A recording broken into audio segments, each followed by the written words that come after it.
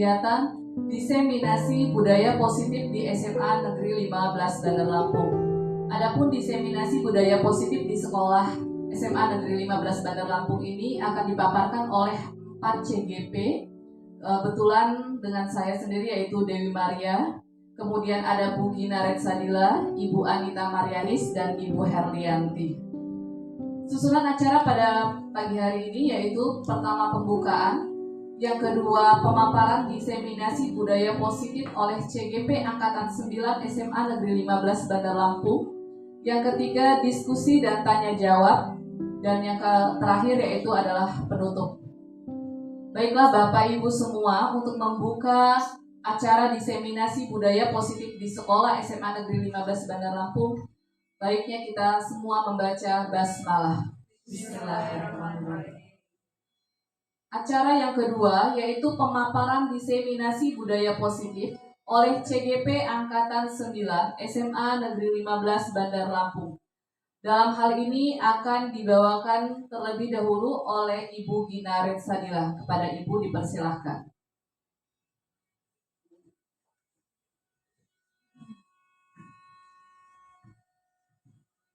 Bismillahirrahmanirrahim. Assalamualaikum warahmatullahi wabarakatuh. Waalaikumsalam. Bapak Ibu, di sini saya akan membacakan mengenai budaya positif di sekolah yang merupakan salah satu materi dari program Guru Penggerak.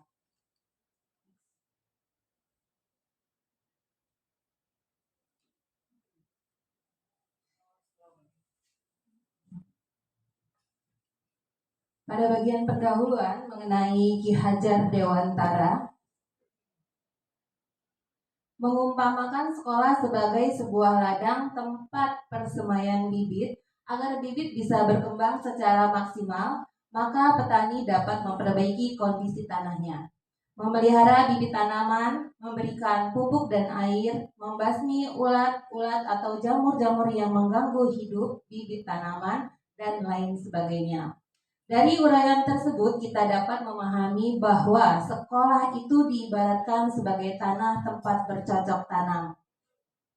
Sehingga guru harus mengusahakan sekolah jadi lingkungan yang menyenangkan, menjaga dan melindungi murid dari hal-hal yang tidak baik. Dengan demikian karakter murid tumbuh dengan baik sesuai dengan profil pelajar Pancasila. Berikut adalah mengenai budaya positif. Apa itu budaya positif? Dan apakah di sekolah kita sudah tercipta budaya positif? Bapak Ibu semuanya, budaya positif ini merupakan perwujudan dari nilai-nilai kebajikan atau keyakinan universal yang diterapkan di sekolah. Selama ini barangkali kita sebagai guru merasa berkewajiban mengontrol perilaku siswa agar memiliki perilaku sesuai yang guru harapkan. Perwujudannya, guru sering memberikan hukuman kepada siswa yang melakukan kesalahan dan memberikan imbalan atau penghargaan terhadap perbuatan baik yang dilakukan oleh siswa. Dari konsep budaya positif terbagi menjadi beberapa poin. Yang pertama, disiplin positif, nilai-nilai kebajikan, teori motivasi, perilaku manusia, hukuman dan penghargaan, keyakinan kelas, kebutuhan dasar manusia, 5 posisi kontrol, dan segitiga restitusi. Mengenai disiplin positif. Ketika mendengar kata disiplin, apa yang terbayang di benak Anda? Apa yang terlintas di pikiran Anda?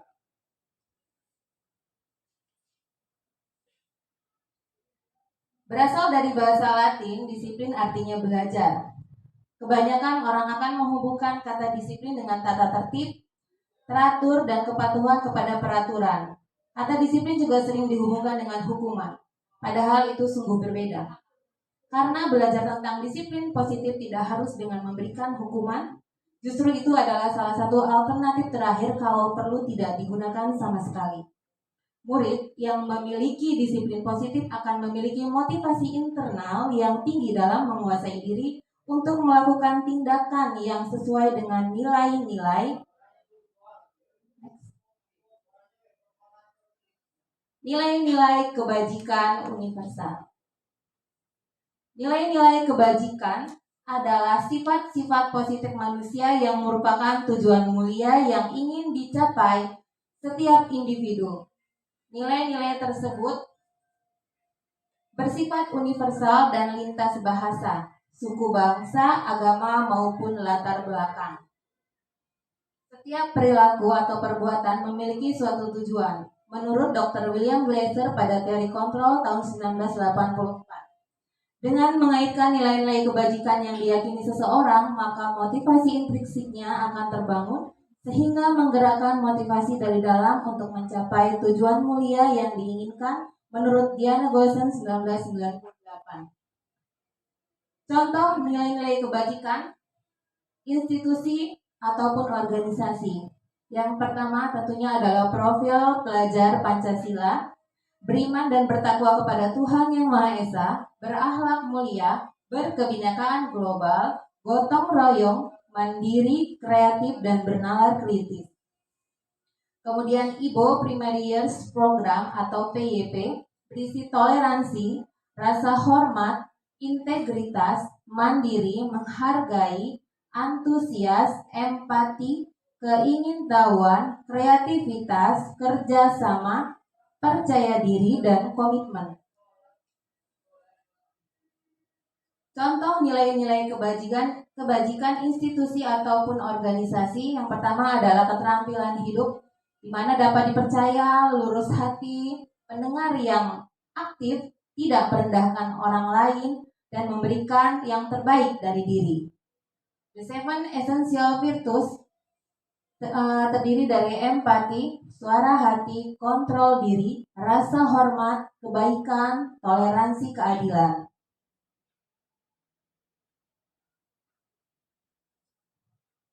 Berikut adalah contoh nilai-nilai kebajikan institusi ataupun organisasi, di mana proyek nilai-nilai kebajikan ini kan sangat banyak, di mana ada keterus-terangan, keberanian, kebahagiaan, tanggung jawab, kebersihan, dan sebagainya. Baiklah, terima kasih kepada Ibu Gina Rensadila. Selanjutnya tentang teori motivasi perilaku manusia akan dipaparkan oleh Ibu Herliati. Kepada Ibu dipersilahkan. Baik, terima kasih. Saya akan melanjutkan paparan tentang teori motivasi perilaku manusia. Pada hari ini kalau kita melakukan sesuatu pasti ada motivasi yang kita lakukan, baik itu motivasi dari luar maupun motivasi dari dalam. Nah, kita sebagai pengajar atau dewan guru kadang ada pertanyaan, sebagai seorang guru saat Anda hadir mengajar di kelas tepat waktu, motivasi apakah yang mendasari tindakan Anda? Jadi kadang kita kan ada yang ingin takut ditegur atasan, takut biar anak-anak mencontoh perbuatan kita, jadi itu, atau karena memang dari dalam diri kita sendiri. Jadi ini apakah Anda datang tepat waktu karena ingin ditegur oleh atasan Anda dan kemudian mendapat surat peringatan, atau Anda ingin mendapatkan pujian dari atasan Anda dan mendapat penghargaan sebagai karyawan atau guru berprestasi, mendapatkan imbalan atau penghargaan. Atau Anda ingin menjadi orang yang menghargai waktu, menghargai diri Anda sendiri sebagai teladan bagi murid-murid Anda, karena Anda percaya tindakan Anda sebagai guru akan dicontoh oleh murid-murid Anda menghargai nilai-nilai diri sendiri. Jadi motivasi itu memang ada dua sebenarnya, eksternal dan internal. Eksternal itu ada dua, untuk menghindari hukuman atau mendapatkan penghargaan. Sebagian besar, hampir mungkin keseluruhan kita kalau di sekolah anak-anak ini sebagian besar dua itu eksternal, masih motivasinya secara eksternal. Mungkin kita juga ada ya, bukan semua, ada dari dalam diri kita, hampir mungkin ada pengaruhnya itu motivasi dari eksternal. Nah, bagaimana kita nanti menjalankan budaya positif ini sehingga kita ada motivasi internal dari dalam diri kita sendiri. Oke, lanjut. Nah, hukuman, konsekuensi, dan restitusi. Nah, kalau kita kadang, kalau kita sebagai guru, kita jika anak melakukan kesalahan atau dalam pembelajaran, yang paling jelas kita adalah punish and reward, ya, hukuman dan penghargaan. ternyata di hukum ini ada dua juga. Apakah perbedaan ada antara hukuman dan konsekuensi? Sebenarnya hampir sama ya, Bapak Ibu. Nah, tapi secara garis besar itu ciri-cirinya, hukuman itu pasti negatif. Kalau konsekuensi tergantung dengan tindakan anak yang melakukan. Bisa konsekuensinya kalau dia konsekuensinya bangun pagi, jika kegiatannya bangun pagi, konsekuensinya sudah pasti dia tidak akan datang terlambat. Oke, lanjut Bu. Nah, Bapak Ibu, kira-kira kita lihat nih, ada beberapa kasus. Yang pertama, kalau mencatat 100 kali di dalam buku kalimat saya tidak akan terlambat lagi karena terlambat ke sekolah. Kira-kira ini hukuman atau konsekuensi? Ada yang mau jawab? Boleh. Hukuman atau konsekuensi boleh. Kira-kira nih kita soal hukuman atau konsekuensi? Jawab. Oke, hukuman ya. Oke, satu hukuman ya, kita ingat. Yang kedua, lari mengelilingi lapangan basket 2 kali karena terlambat hadir di sekolah. Hukuman. Oke, yang ketiga, murid diminta untuk push up 15 kali karena tidak menggunakan masker ke sekolah. Hukuman. Menggantikan kertas tugas teman yang telah dicoret-coret. Konsekuensi. Berikutnya, membersihkan tumpahan air di meja karena tersenggol saat belajar. Konsekuensi. Berikutnya, murid disuruh untuk menggunakan sepatu seharian di sekolah karena tidak menggunakan sepatu hitam. Konsekuensi ya. Oke, lanjut. Lari mengelilingi lapangan basket 2 kali karena terlambat 10 menit untuk pelajaran PJOK.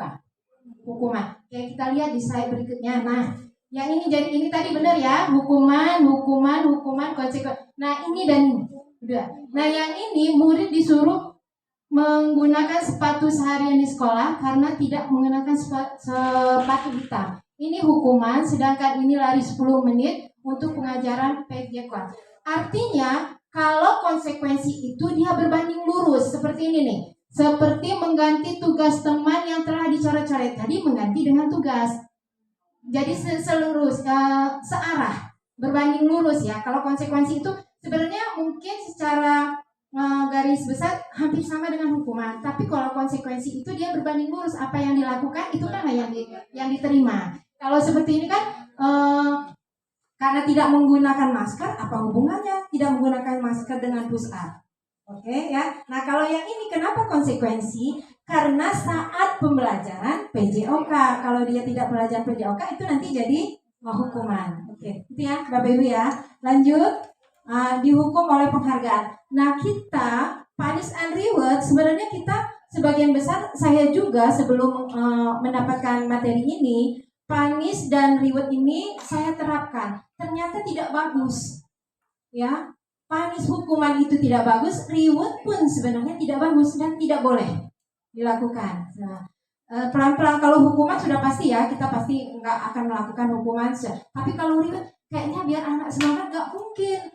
Pak, Bu, kalau nggak dikasih reward, ternyata itu memang nggak boleh. Kita lihat penjelasannya, karena penghargaan atau reward ini tidak efektif. Suatu penghargaan adalah suatu benda atau peristiwa yang diinginkan yang dibuat dengan persyaratan. Hanya jika Anda melakukan hal ini, maka Anda mendapatkan penghargaan yang diinginkan. Jadi, kalau sekarang kan banyak anak-anak TK nih lomba. Dia dapat hadiah semua, bukan cuma juara 1, 2, 3-nya aja. Itu penghargaan yang seperti itu. Jangan juara 1, 2, 3 aja, yang lainnya tidak diberikan. Nah, itu jadi untuk yang menerima penghargaan dia nanti besar kepala, sementara yang ini yang tidak menerima jadi berkecil hati. Secara garis besar seperti itu. Lanjut. Penghargaan merusak hubungan. Penghargaan merusak hubungan udah pasti ya. Jadi dia dapat 100, saya 95 atau saya 80, kayaknya berantem nih, hampir sama nih jawabannya. Aduh, ini kamu sih yang ini, kamu dapat segini ya. Itu sebenarnya sama. Dia secara garis besar penghargaan ini merusak hubungan. Berikutnya, penghargaan menghukum. Penghargaan menghukum mungkin ini yang ini. Mereka yang tidak mendapatkan penghargaan menghukum mereka yang tidak mendapatkan penghargaan. Jadi penghargaan ini menghukum artinya kalau teman-teman misal ada yang melakukan kesalahan, yang lain disuruh bersih-bersih, yang tidak ini disuruh keluar, itu sebenarnya tidak bagus juga. Jadi misalnya nih, kalau dalam pembelajaran, misalkan dalam pembelajaran, uh, kalau seperti saya nih matematika, yang bisa boleh nggak apa-apa diberi A plus tapi tidak dipuji. Tapi oke, misalnya si A bisa nih menyelesaikan soal nomor 3. Penghargaannya bukan berupa pujian atau segala macam, tapi karena si A sudah bisa menyelesaikan, penghargaannya boleh si A mengajarkan atau memberitahu teman-teman yang lain. Jadi seperti itu, menjadi teman sejawat. Jadi itu penghargaan yang lebih pas untuk anak-anak. Ya. Oke. Sambil menunggu. Kira-kira Bapak Ibu ada yang masih bingung tentang reward, hukuman dan penghargaan? Ya. Nah, jadi seperti itu Bapak Ibu. Marilah nanti kita bersama-sama melakukan, mungkin memang mengubahnya secara signifikan agak sulit karena memang kita sebagian besar masih menggunakan vonis dan reward. Jadi seperti itu untuk materi motivasi, hukuman dan konsekuensi. Akan dilanjutkan untuk materi yang lain. Silakan Bu Dewi. Baik, terima kasih Ibu Herliati. Yang berikutnya akan dipaparkan oleh Ibu Anita Marianis. Kepada Ibu dipersilahkan. Ya, Assalamualaikum warahmatullahi wabarakatuh. Waalaikumsalam. Mohon izin Bapak Ibu sekalian, kami di sini hanya ingin berbagi tentang apa yang kami dapat di dalam pelatihan. Sebenarnya pengalamannya lebih mendahului Bapak Ibu semua. Jadi hanya berbagi sharing ya Bapak Ibu. Kita masuk ke keyakinan kelas. Jadi selama ini yang familiar di kita gitu, kalau sebelum mulai pelajaran itu kita biasanya atau tahun ajaran baru ya di awal itu kita memberitahu tentang peraturan. Misalnya siswa harus datang jam 7.00 dan kemudian siswa tidak boleh datang terlambat dan seperti itulah ya peraturan intinya. Atau Bapak Ibu seperti apa di kelas?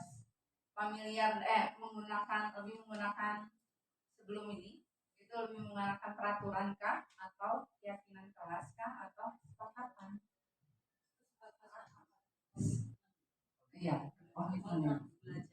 Oh iya, lebih ke kontrak belajar. Sudah menjurus kepada apa yang kami pelajari sih Bu, itu tentang keyakinan kelas. Di sini ada gambar tentang peraturan kelas ada di tengah ini. Itu kita mulai dari peraturan kelas yang selama ini kita lakukan di sekolah ya, sudah terbiasa dengan peraturan kelas. Jadi dari peraturan kelas ini ada beberapa hal atau nilai-nilai kebajikan seperti yang teman-teman bahas sebelumnya. Itu yang kita yakini bersama. Misalnya siswa datang jam 7.30. Kemudian kalau kita runut itu kenapa siswa harus datang jam 7.30?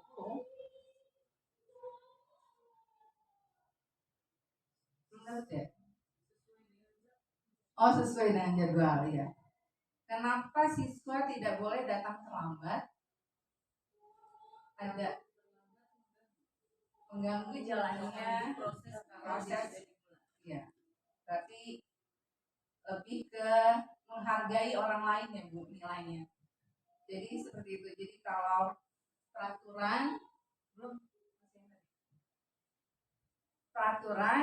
itu kalau kita jadikan ke nilai-nilai yang diyakini bersama itu jadinya keyakinan kelas. Kemudian nilai-nilai keyakinan kelas ini apabila kita lakukan atau diyakini secara bersama, kalau keyakinan tuh anak-anak timbul dengan sendirinya, jadi dalam dirinya itu merasa perlu untuk melakukan hal itu. Kenapa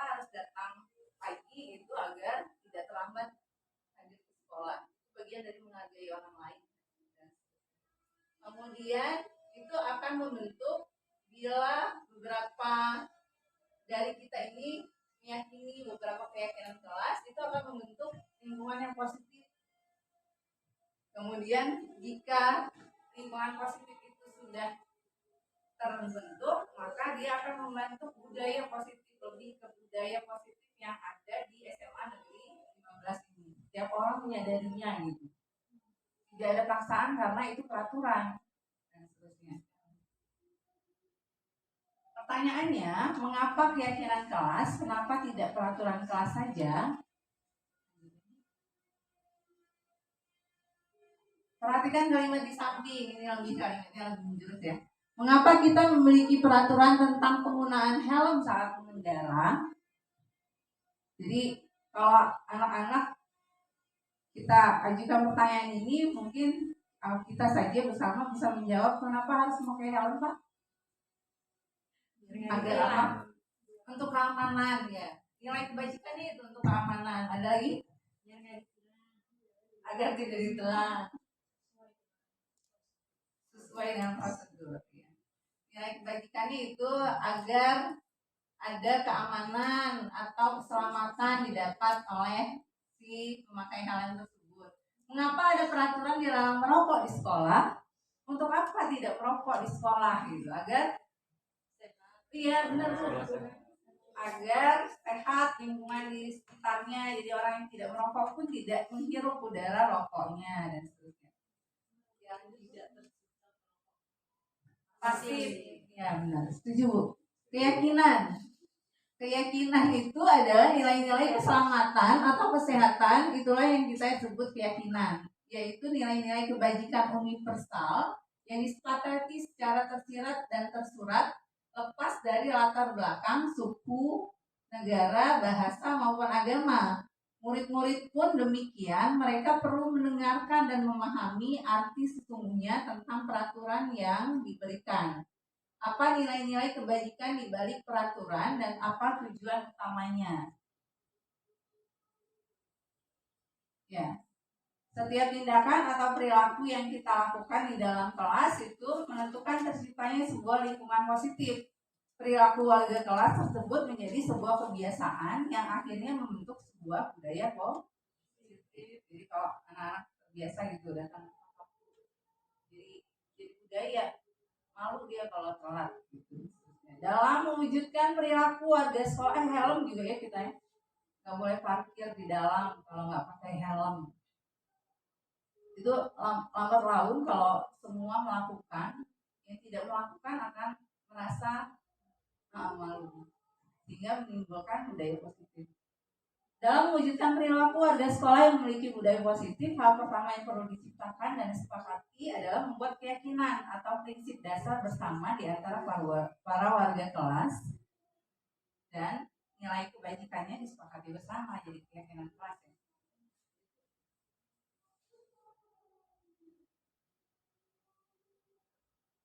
Suatu keyakinan kelas itu akan lebih memotivasi seseorang dari dalam atau memotivasi secara intrinsik. Seseorang akan lebih tergerak dan bersemangat untuk menjalankan keyakinannya daripada hanya sekedar serangkaian peraturan yang mengatur mereka harus berlaku begini, begitu, dan membuat mereka tidak nyaman. Harus tidak merokok, tapi mereka tidak meyakini kenapa tidak merokok. Harus serangkaian peraturan yang mengatur mereka harus berlaku begini, begitu, dan membuat mereka tidak nyaman. Harus tidak merokok, tapi mereka tidak meyakini kenapa tidak merokok. Harus kumpul PR tepat waktu, mereka nggak tahu untuk apa kumpul PR tepat waktu dan seterusnya. Keyakinan kelas merupakan metode untuk menimbulkan kembali disiplin positif yang didasari oleh motivasi dari dalam diri melalui proses curah pendapat dan pada akhirnya disepakati bersama.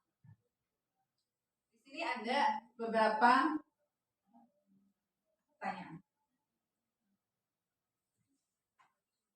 Peraturan. Oh ya, sebelahnya ada peraturan. Kembalikan barang ke tempatnya. Kira-kira nilai kebajikannya apa ya ini Bapak Ibu? Kembalikan barang ke tempatnya. Ya, tanggung jawab. Tanggung jawab. Jadi siswa bertanggung jawab apabila sudah menggunakan dikembalikan lagi ke tempatnya. Dilarang mengganggu orang lain. Nilai kebajikannya kira-kira.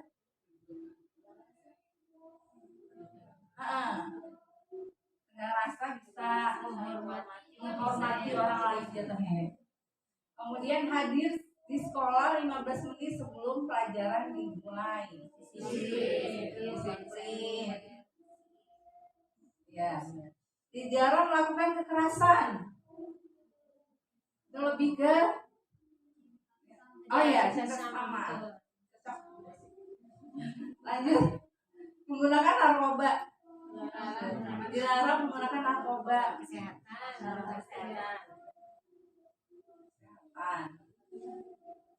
Kemudian bergantian atau menunggu giliran. Budaya disiplin. Ya, kita lihat.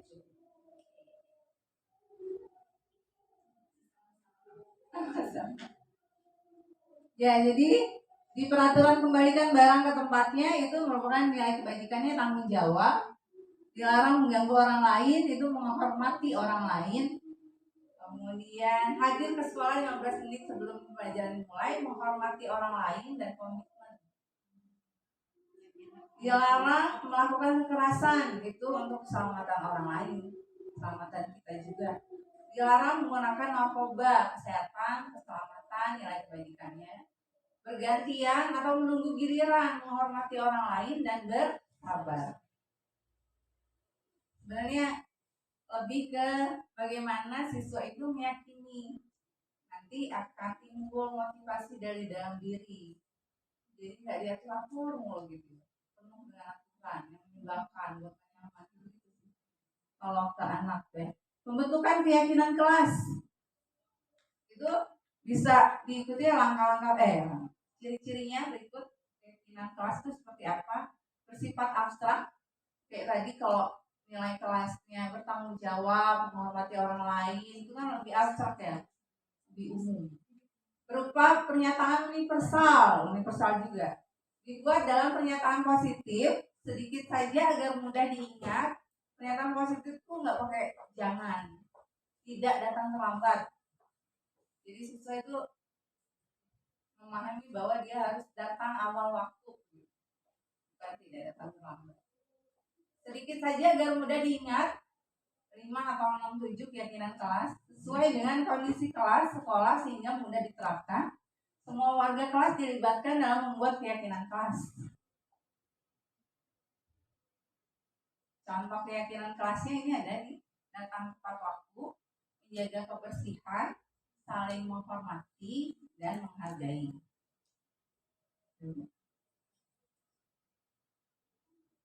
Di sini ada, kita lanjutkan ke kebutuhan dasar manusia. Ini materinya lebih umum, hanya sharing saja sih. Kebutuhan dasar manusia itu ada beberapa. Jadi seluruh tindakan manusia memiliki tujuan tertentu. Semua yang kita lakukan adalah usaha terbaik kita untuk mendapatkan apa yang kita inginkan. Ketika kita mendapatkan apa yang kita inginkan, sebetulnya saat itu kita sedang memenuhi satu atau lebih dari kebutuhan dasar kita. Ada 5 kebutuhan dasar ini. Kebutuhan yang pertama itu bertahan hidup. Yang kedua kasih sayang, cinta dan merasa hargai oleh orang sekitar. Power, penguasaan, freedom, kebebasan, kemudian kesenangan. Itu kelima kebutuhan ini harus dipenuhi pada setiap orangnya. Kalau tidak, dia maka akan melakukan hal-hal penyimpangan atau yang tidak kita inginkan. 5 kebutuhan dasar manusia itu, yang pertama kebutuhan untuk bertahan hidup. Kebutuhan yang bersifat fisiologis untuk bertahan hidup, misalnya kesehatan, rumah, makan, makanan. Yang kedua cinta dan kasih sayang, kebutuhan untuk memberi, menerima kasih sayang. Kebutuhan merasa menjadi bagian dari suatu kelompok. Jadi anak-anak pun di kelas memerlukan, setiap orang dari kita sebenarnya yang memerlukan ini, merasa dicintai, merasa semua kebutuhannya itu terpenuhi, apabila anak-anak tidak sarapan pagi itu akan mengganggu juga kan aktivitas di kelas. Tidak cukup tidurnya itu kan kebutuhan. Yang ketiga, kekuasaan. Kebutuhan ini meliputi keinginan untuk dianggap berharga, bisa membuat perbedaan, bisa membuat pencapaian, kompeten, diakui, dihormati. Ini meliputi self-esteem dan keinginan untuk meninggalkan pengaruh. Jadi kadang kalau baru mengajarkan satu materi, terus anak-anak itu punya kemampuan yang sedikit lebih dari temannya, terus bisa jawab pertanyaan kita, itu anak-anak kan merasa dia menguasai ya. Pada akhirnya dia akan fokus ke kita gitu, karena dia rasa pertanyaan awal itu udah dapet nih gitu. Bisa nih, biasanya dia mulai memperhatikan. Tapi beberapa anak yang dari awal itu kita kasih pertanyaan tidak bisa menjawab, itu merasa nggak bisa, merasa tidak menguasai hal itu, jadi dia abai terhadap pelajaran kita. Yang keempat, kebebasan. Anak-anak juga butuh kebebasan, kebutuhan akan kemandirian, otonomi, memiliki pilihan, mampu mengendalikan arah hidup seseorang. Anak-anak dengan kebutuhan kebebasan tinggi menginginkan pilihan, mereka perlu banyak bergerak, suka coba-coba, tidak terlalu terpengaruh orang lain, dan senang mencoba hal baru dan menarik. Yang kelima, kesenangan. Kebutuhan untuk mencari kesenangan, bermain, tertawa. Anak-anak dengan kebutuhan dasar kesenangan yang tinggi biasanya ingin menikmati apa yang dilakukan. Mereka juga bisa berkonsentrasi tinggi saat pembelajaran berlangsung. Jadi kadang kan mereka itu kalau pelajaran kimia itu lebih senang ke praktek yang warnanya berubahkah atau terjadi ledakan kah gitu-gitu. Jadi merasa senang gitu. Baru kebutuhan dasar terpenuhi. Yuk kita analisis. Oh iya. Tahun ini Dimas genap berusia 17 tahun. Ia senang sekali ketika ayahnya mulai mengajarkan cara menyetir mobil. Setiap akhir pekan ia berlatih menyetir. Ia terlihat senang sekali berlatih sambil akhirnya ia bisa menyetir mobil dengan baik dan lancar. Ketika ibunya bertanya pada Dimas apa yang membuat dia ingin bisa menyetir mobil, ketika jawaban Dimas adalah seperti ini, kebutuhan apa yang ingin dia penuhi? Oh ini jawaban Dimas ya. Aku merasa bangga. Aku merasa bangga dan keren. Itu sebenarnya Dimas butuh kebutuhan dasar Dimasnya apa? Power ya, merasa penguasaan. Biar bisa jalan-jalan naik mobil sambil sama temanku. Senangan. Menyetir mobil itu seru. Ya, coba kita lihat cek gitu jawabannya. Aku merasa bangga itu penguasaan benar. Biar bisa jalan-jalan naik mobil sama temanku, kasih sayang dan rasa diterima karena dia bersama temannya. Yang ketiga, menyetir mobil itu seru. Pertanyaan, apa yang terjadi apabila salah satu atau beberapa kebutuhan dasar anak tidak terpenuhi? Ketika seorang murid melakukan suatu perbuatan yang bertentangan dengan nilai kebajikan atau melanggar peraturan, hal itu sebenarnya dikarenakan mereka gagal memenuhi kebutuhan dasar mereka, satu aja atau beberapa saja atau tidak semua. Itu sudah mulai. Ya, mungkin seperti itu yang bisa saya sampaikan. Dilanjutkan ke selanjutnya.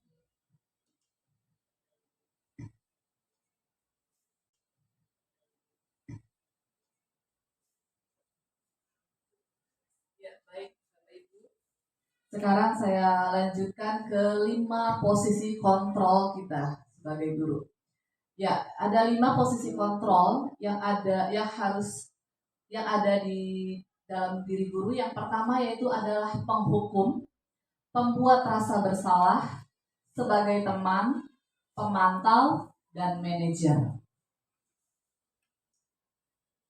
Nah, yang pertama yang akan kita bahas di sini adalah posisi penghukum. Seorang penghukum bisa menggunakan hukuman fisik maupun hukuman verbal.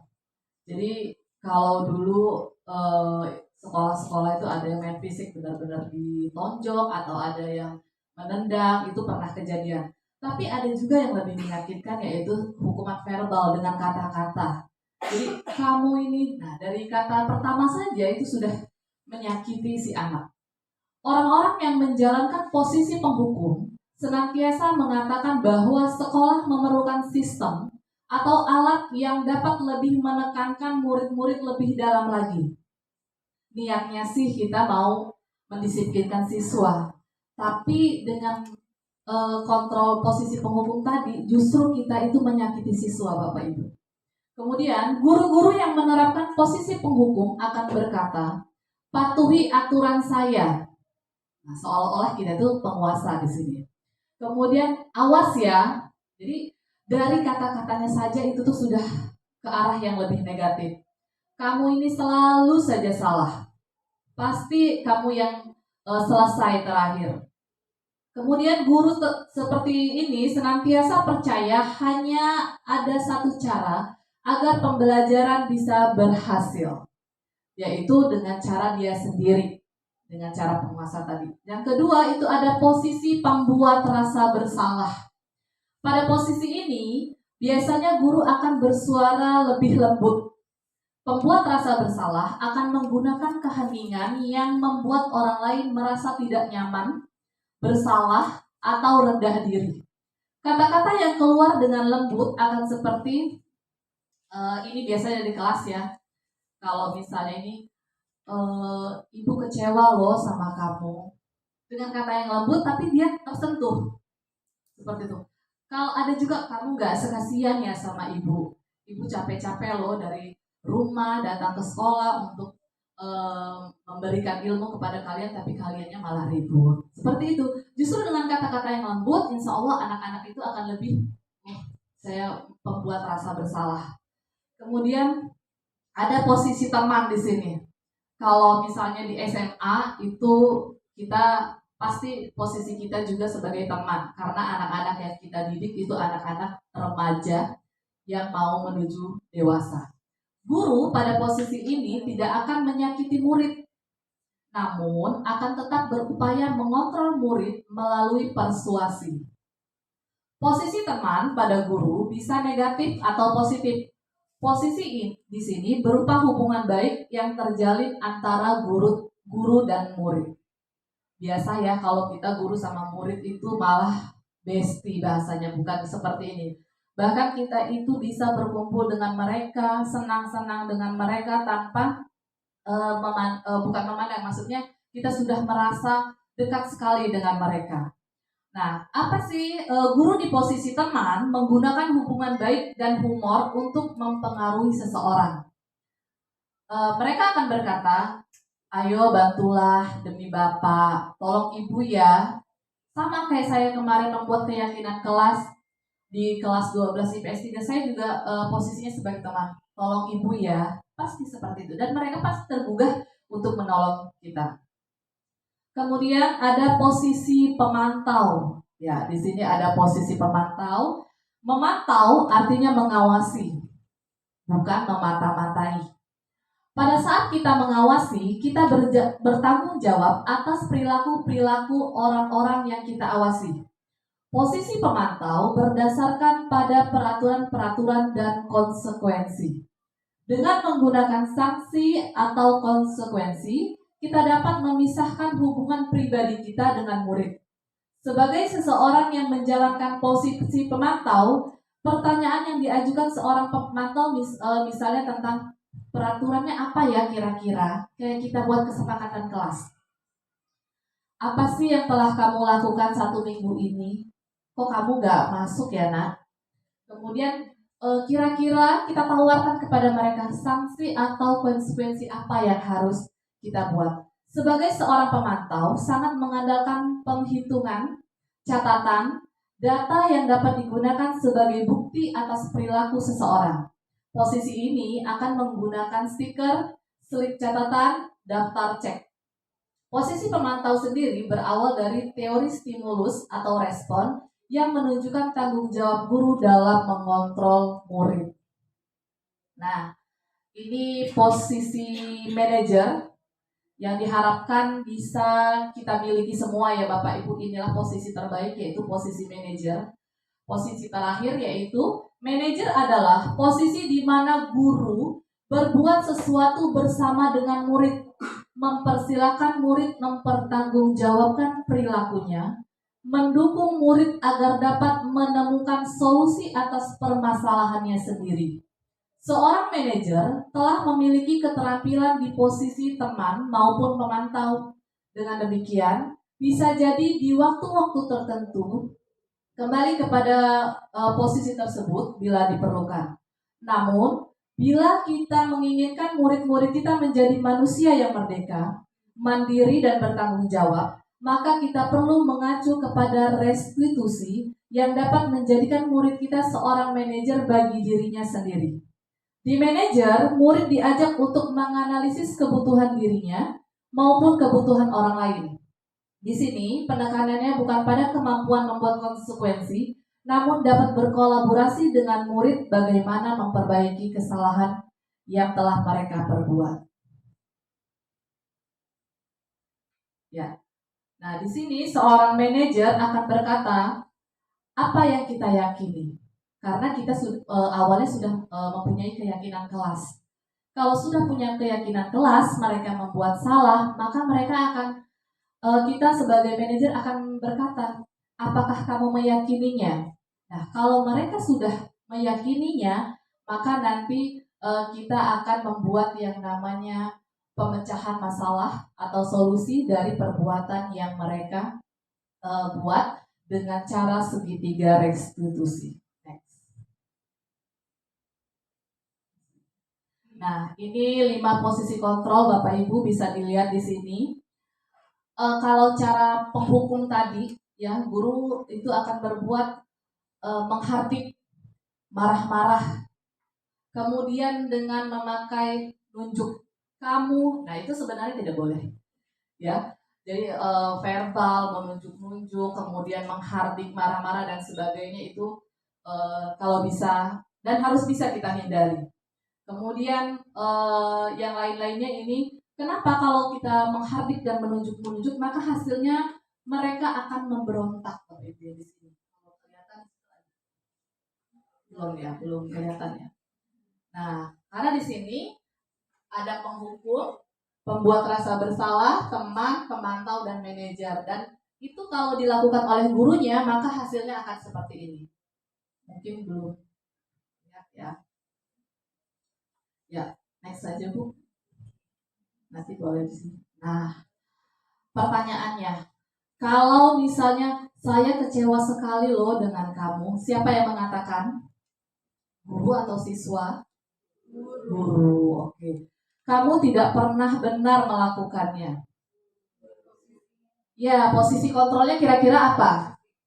Kalau kamu nggak pernah benar melakukannya, dari 5 posisi kontrol tadi, kira-kira apa ya? Penghukumkah? Oke, penghukum. Kalau ayolah lakukan demi Bapak sebagai teman, posisi kontrolnya betul. Apakah kamu mau mendapatkan stiker bintang hari ini? Kira-kira posisi kontrolnya apa nih? Penghukum, pemantau, manajer, atau pembuat rasa bersalah? Apakah kamu mau mendapatkan stiker bintang hari ini?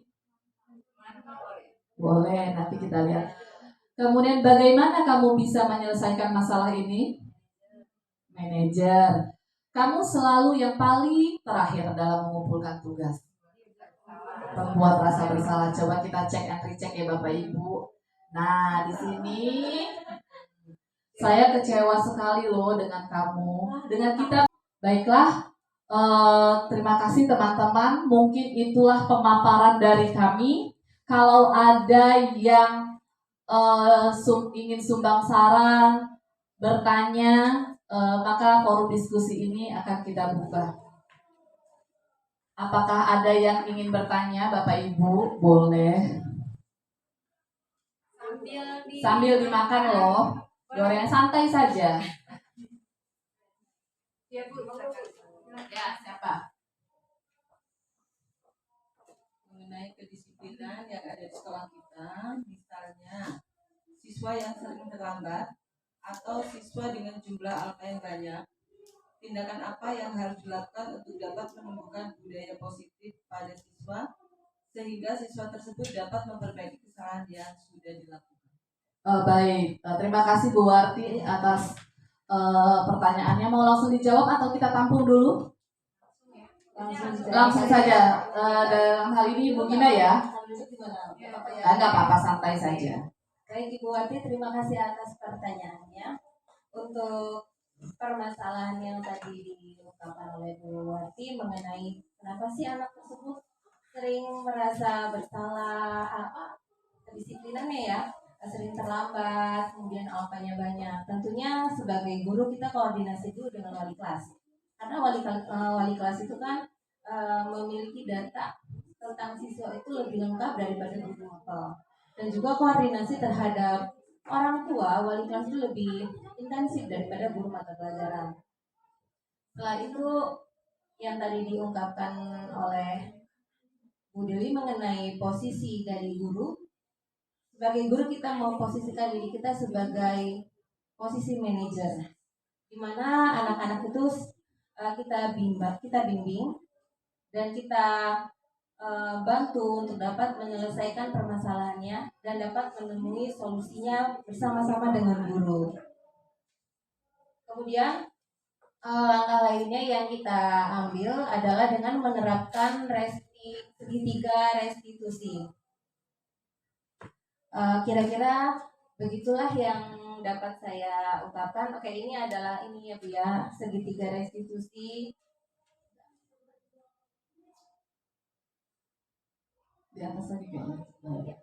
Pada segitiga restitusi itu kan ada 3 tahapan. Yang pertama menstabilkan identitas, di mana anak tersebut kita lakukan pembinaan dengan memberikan penerapan bahwa hal yang salah itu pasti akan biasa dilakukan orang biasanya berbuat salah, dan itu tidak harus menjadi anak bahwa dia benar-benar melakukan kesalahan yang fatal. Kemudian memvalidasi tindakan yang salah, bahwa perilaku yang dia lakukan itu harus ada alasannya, dan siswa tersebut kita bimbing agar dia mampu mengungkapkan alasannya kenapa dia sering datang terlambat ataupun sering alpa di dalam kegiatan pembelajarannya. Setelah itu baru kita menanyakan keyakinan kelas yang sudah disepakati pada awal pembelajaran. Kira-kira begitu Bu Wati mengenai permasalahan yang berkaitan dengan kedisiplinan siswa. Ya baik, gimana Bu Wati? Sudah jelas? Oh, terima kasih Bu Wati. Ada lagi yang ingin bertanya teman-teman? Silakan Ibu Kiki. Di sini saya ingin bertanya mengenai dihukum oleh penghargaan. Bagaimana bisa seorang siswa dihukum oleh penghargaan? Seperti apa contohnya yang sering terjadi di kelas mengenai dihukum oleh penghargaan itu? Oke, mungkin saya yang akan menjawabnya ya, Bu Adita ya. Oke, gimana sih dihukum karena penghargaan tadi? Sebenarnya ini sudah dibilang sama Bu Herli tadi, bahwa kayak 17 Agustus saja, itu kalau bisa jangan ada juara 1, juara 2, juara 3 di anak TK ya. Jadi dikasih semua hadiah, jadi mereka senang semuanya, kebutuhan kesenangannya itu akan tercapai. Nah, kalau di kelas itu seperti apa sih contoh realnya? Nah, kalau di sekolah itu biasanya sekarang kita sudah tidak ada lagi ranking. Ya, kalau dulu zaman saya masih sekolah ada tuh ranking 1, ranking 2, ranking 3 itu ada. Dan mereka maju ke depan lapangan untuk mendapatkan hadiah dari reward dari sekolah. Nah, yang sekarang yang kita lakukan pada saat sekarang itu kurikulum Merdeka sekarang ini sudah tidak ada lagi ranking. Ya, jadi tidak, kalau kita adakan misalnya Bu Kiki ini ranking 1, nanti yang ranking 5, ranking 6-nya itu merasa seperti terhukum gitu ya. Oh, jadi saya nggak pinter nih. Padahal kita itu tidak bisa mengukur anak itu hanya dari kognitifnya saja. Karena ada yang pintar di akademik, ada juga pintar yang di non akademik. Contohnya mungkin Bu Kiki pintar di matematika. Kalau Pak Fadli mungkin dia juara tingkat nasional silat dan sebagainya. Jadi kita tidak bisa mengkategorikan seseorang itu untuk dia pintar, dia nggak pintar. Nah, jadi semua anak itu punya keunikannya masing-masing. Ya, jadi di sekolah kita contoh realnya itu adalah kita tidak ada ranking lagi di sekolah ini. Begitu Bu Kiki, apakah sudah jelas? Jelas. Ada lagi siswa kita itu membuat rasa bersalah. Bu Lydia, kamu tidak pernah benar melakukannya. Kalau tidak saja Bapak Ibu sambil ya, kalau negatif ya Bapak Ibu mau kalau kita itu apapun hasil dari siswa entah benar perbedaan kurang benar salahnya kita hargai dulu. Jadi jangan langsung jadi karena sekilas yang saya kalau lihat ayolah lakukan demi ibu atau bapak. Kalau sudah ada kata-kata ayo itu berarti kita posisi kontrolnya itu sebagai teman. Baik, terima kasih Bu Kemudian Lydia. apakah kamu mau menambah Hal ini speaker akan bintang hari ini dijawab oleh untuk Ibu atau Anita Marianis. Bagaimana kamu bisa menyelesaikan masalah ini? Itu adalah manajer, betul tadi. Kamu selalu yang paling terakhir. Ini adalah penghukum. Kayaknya dia tertuduh terus ya. Jadi tersakiti. Nah, kalau saya tanya tadi ibu-ibu, bapak-bapak yang ada di sini, kira-kira ada di posisi kontrol mana sih Bapak Ibu sekarang? tentang nilai-nilai kebajikan. Oh, lihat sikon, baik. Jadi tergantung sikonnya ya. Jadi kita bisa jadi teman, bisa jadi penghukum, bisa jadi manajer, dan membuat rasa bersalah boleh. Sesuai. Nah, ini ada yang namanya segitiga restitusi. Peraturan, Segitiga biasanya peraturan itu emang ada sudah Ya, ada ini sebelum siswanya segitiga masuk. restitusi. Kemudian Itu siswa ada tidak tiga. dilibatkan dalam pembuatannya. Yang pertama menstabilkan identitas, yang kedua validasi tindakan yang salah, dan yang ketiga itu adalah menanyakan keyakinan kelas. Nah, di sini ada segitiga restitusi. Restitusi adalah proses menciptakan kondisi bagi murid untuk memperbaiki kesalahan mereka sehingga mereka bisa kembali pada kelompok mereka dengan karakter yang lebih kuat. Ini menurut Sigosen 2004. Nah, kalau segitiga restitusinya itu adalah sebuah tahapan untuk memudahkan para guru dan orang tua dalam melakukan proses untuk menyiapkan anaknya melakukan restitusi. Nah, tahapan restitusi itu tadi yang saya ada di slide yang ada segitiga sama ya. Yang pertama menstabilkan identitas, kemudian validasi tindakan yang salah dengan cara menanyakan alasan mengapa mereka melakukan hal tersebut, kesalahan tersebut. Yang ketiga menanyakan keyakinan, ya apakah kalian itu meyakini atau tidak tentang yang dibuat oleh guru makro ataupun sekolah. Karena sekilas yang saya lihat dari keyakinan menstabilkan itu identitas. Ya, ini yang pertama. Bagian yang pertama yaitu bagian dasar. baik, terima kasih, Bu Lydia. Bertujuan untuk dalam hal ini akan identitas dijawab anak oleh Ibu dari Anita orang Marianis. yang gagal karena melakukan kesalahan menjadi orang yang sukses. Anak yang melanggar peraturan karena sedang mencari perhatian adalah anak yang sedang mengalami kegagalan. Dia mencoba untuk memenuhi kebutuhan dasarnya, namun ada benturan. Kalau kita mengkritik dia, maka kita akan tetap melakukan membuatnya dalam posisi gagal. Kalau kita ingin dia menjadi reflektif, maka kita harus meyakinkan si anak dengan cara mengatakan kalimat-kalimat seperti bawah ini. Yaitu berbuat salah itu nggak apa-apa loh. Ibu juga pernah melakukan kesalahan. Jadi kita dengan suara yang lembut. Biasanya peraturan itu emang ada sudah Nggak apa-apa. Nggak ada manusia yang sempurna. kemudian siswa tidak Saya dilibatkan juga dalam pernah melakukan pembuatannya. kesalahan seperti itu. Statusnya hanya Yuk, pemberitahuan kita bisa saja. loh selesaikan masalah ini. Bapak Ibu juga tidak tertarik mencari siapa yang salah, tapi ayo kita sama-sama mencari solusi dari kesalahan yang telah diperbuat. Ya, next. Yang kedua, memvalidasi tindakan yang salah. Menurut teori kontrol, semua tindakan manusia, baik atau buruk, pasti memiliki maksud dan tujuan tertentu. Seorang guru yang memahami teori kontrol pasti akan mengubah pandangannya dari teori stimulus respon ke cara berpikir proaktif yang mengenali tujuan dari setiap tindakan. Nah, apa sih kata-kata yang bisa kita kasih ke anak-anak supaya mereka termotivasi? Padahal kamu bisa loh melakukan itu. kamu harus coba dulu. Nanti saja Bapak Ibu pasti punya alasan kan kenapa nggak silahkan lambat. Jadi kita tanya dulu, kita validasi dulu tindakannya yang salah. Apakah Kamu perbedaan boleh keyakinan mempertahankan sikap kelas itu, dan tapi tata kamu tertib harus di mengubah kelas sikap yang yang dibuat oleh benar guru atau faktor yang ataupun lain. sekolah? Karena sekilas yang saya lihat dari Itu keyakinan kelas dan menanyakan tata tertib keyakinan. itu hampir sama. Ya, teori kontrol menyatakan bahwa kita pada dasarnya termotivasi secara internal. Ketika identitas akan dijawab oleh tercapai, ya maka anak akan siap untuk dihubungkan dengan nilai-nilai yang dia percaya dan berpindah menjadi orang yang dia inginkan. Nah, gimana sih contoh pertanyaannya? Ya, itu ada di sini. Apa yang kita percaya sebagai kelas Jadi atau kalau guru? tadi bedanya Kemudian nilai-nilai umum apa sih yang telah kita sepakati? adalah hal-hal yang kita Apa bayangan kita sebagai kelas yang ideal? nilai-nilai Dan kita tanya ke anak-anak, sering sekali kita tanya ke anak-anak, kamu nanti mau jadi apa?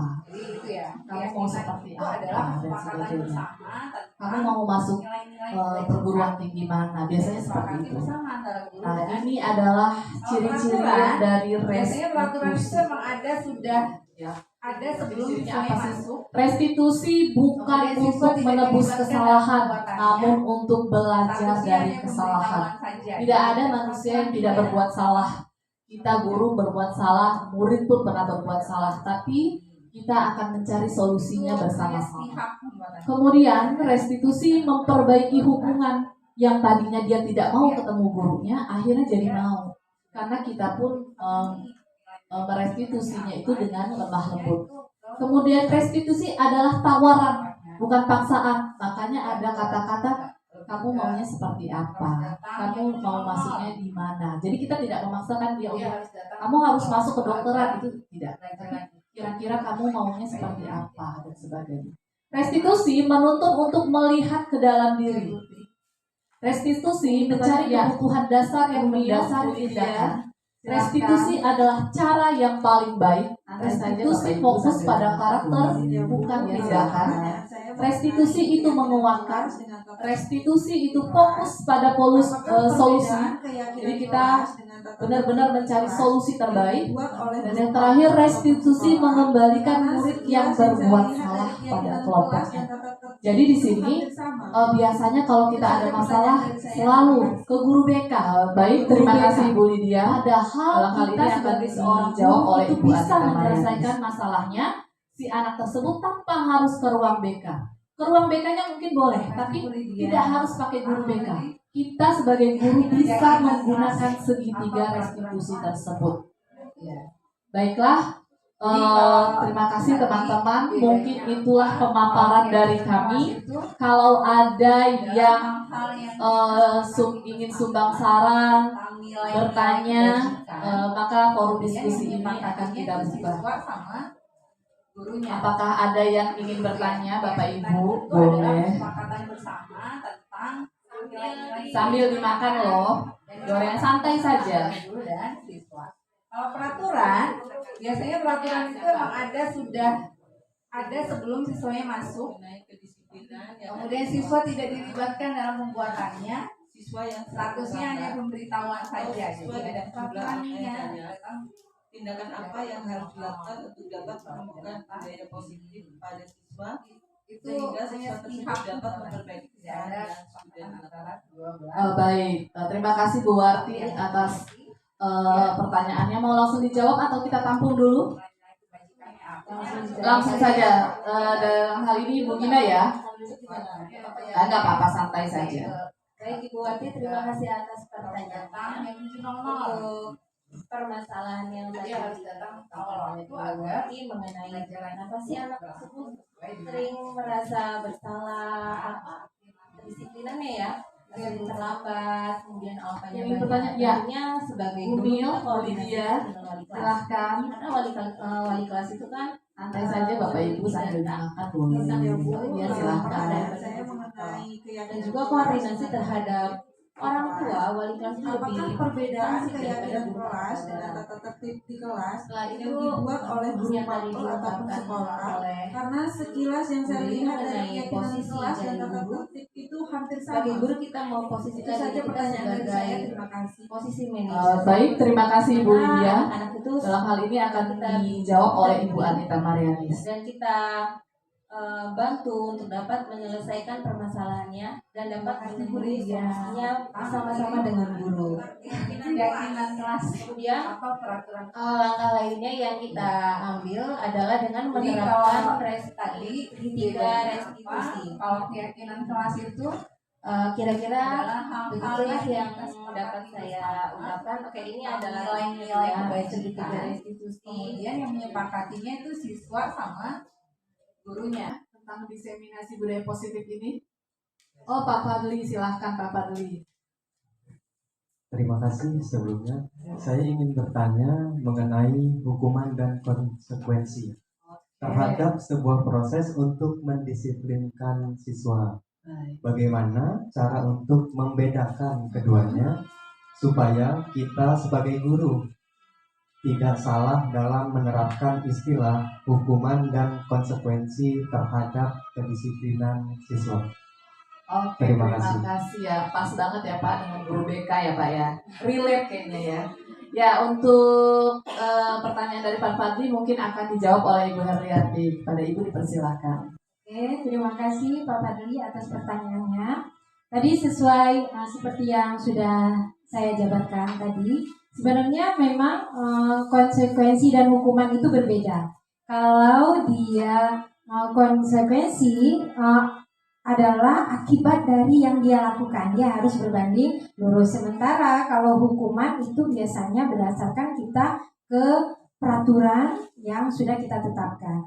Tapi nggak semua masalah ini ada konsekuensi dan hukuman. Karena kan hukuman ini kita nggak bisa, kalau konsekuensi kan masih biasanya perbuatannya seperti yang tadi ya, menumpahkan air, dia membersihkan meja.